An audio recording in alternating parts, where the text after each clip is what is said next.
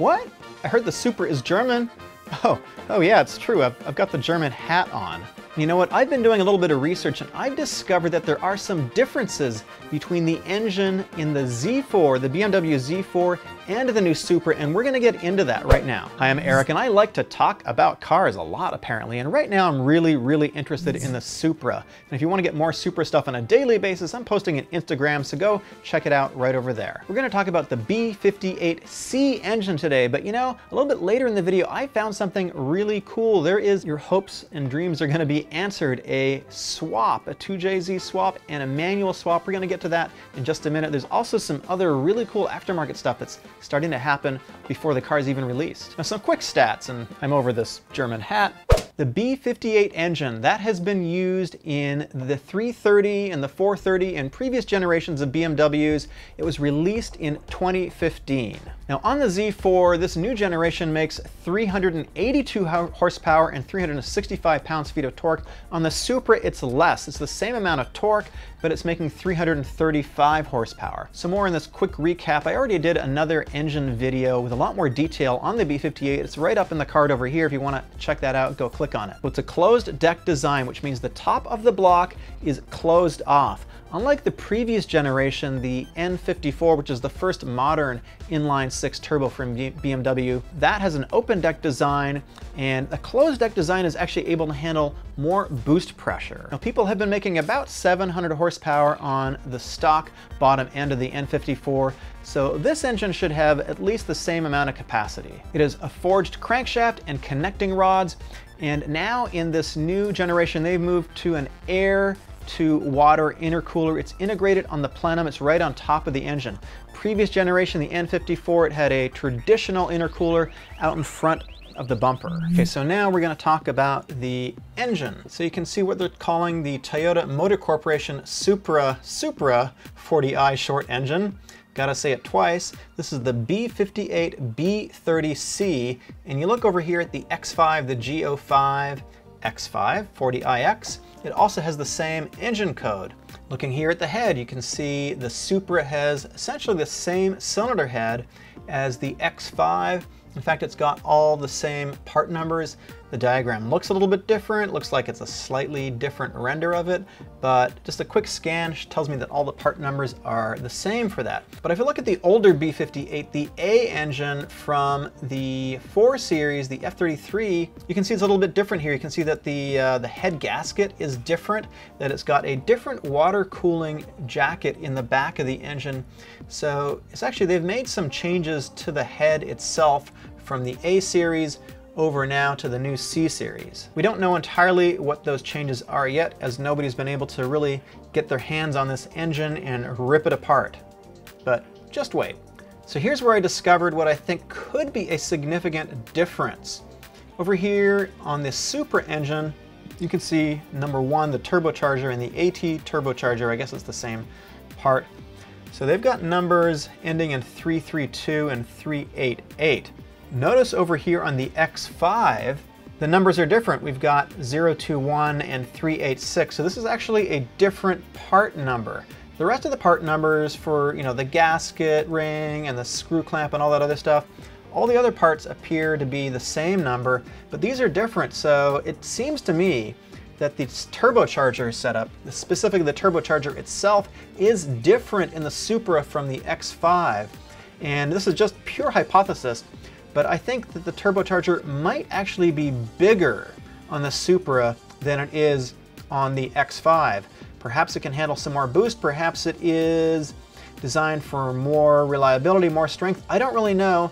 Nobody's gonna know until we can pull these cars apart, but that's just a supposition right now. So something is different between these engines, and the turbo seems to be, I think it's a pretty significant thing. Now looking back over here at the older, the A Series engine, you can see that the exhaust coming out of the actual head is different. This has 4 ports in it coming out into the turbo. What they've done in the new Supra and the C Series engine is that they've rerouted these exhaust ports so that they are going from 3 into 2 inside the actual head, unlike on the A Series, the previous engine, when they were all going into the turbo on the exhaust manifold itself. So it's a different setup, a little bit more plumbing, I guess the little different head actually. It seems to be a pretty significant change. So my guess is this is to improve airflow and also basically to have sequential pulses going at opposite chambers as the pistons fire in a different order. We've got pulses going down one side and the other side, so you're not sort of backing up the exhaust pulses all on one side, and that should create a better velocity and scavenging and pull the air through the exhaust system a little bit quicker, and hopefully just have, you know, overall better capacity and airflow. Another thing I noticed is the oil pump has a different part number as well. You can see that the Supra ends with 453 and that the X5 ends with 454. I don't know what the difference is, but it is again possible that Toyota has swapped out this part and done some additional engineering on it to essentially, you know, do whatever they need to do for reliability or capacity. I don't really know, but different part number. So what's really interesting about this engine is that the exhaust manifold is actually water cooled. I'm not entirely sure what the reasoning behind this is. It could be to improve emissions. I'm not entirely sure, but BMW says that the new 6-cylinder engine standout features include a water-cooled exhaust manifold integrated into the cylinder head, quicker twin-scroll turbocharger response, and direct injection. So you can see there is this coolant line, is what they're calling it, this part number over here, going from the water pump over to the exhaust manifold. So what does that look like? So looking at the water pump over here, you can see there is a pipe, they're calling it a line, a coolant line, going from the water pump over to the exhaust manifold. So you can't really see it on the Supra, but I pulled up a picture of what it looks like on the X5. You can see it's a pretty beefy pipe. Interesting, it's going right into the exhaust manifold. I've never seen anything like that myself. Let me know in the comments down below what you think the purpose of this is, if it's something other than emissions. What's that? You don't like BMW, but you're BMW hype bear. Oh well, you can go away. So there is a solution for all the people out there who are saying that this car is not Japanese enough. There is a 2JZ swap coming up. There's going to be a kit for it by a company called Ultima Raceworks. So as you probably know, the 2JZ was introduced in 1991 in the Toyota Aristo. So that engine is about 28 years old right now. So it's a much heavier iron block and obviously can handle a lot of boost. So for the people that want to put this engine, this classic engine, into the new A90 Supra, Ultima Raceworks is creating a kit for it. And I've been chatting with them a little bit. They are also, this is going to be, I like this too because I'm kind of a manual guy and I like driving a manual, and we already know that some of the BMWs with the B58 engine have a manual transmission for it. Toyota has even said that they've developed a manual, but they're just not going to release it yet. It's obviously a cost thing. Anyways, Ultima Raceworks is taking care of that. They're putting together a manual swap kit for this car. It's going to be hopefully available pretty soon, maybe around the time when the car is released. So I'm going to keep talking to those guys and see what their plans are.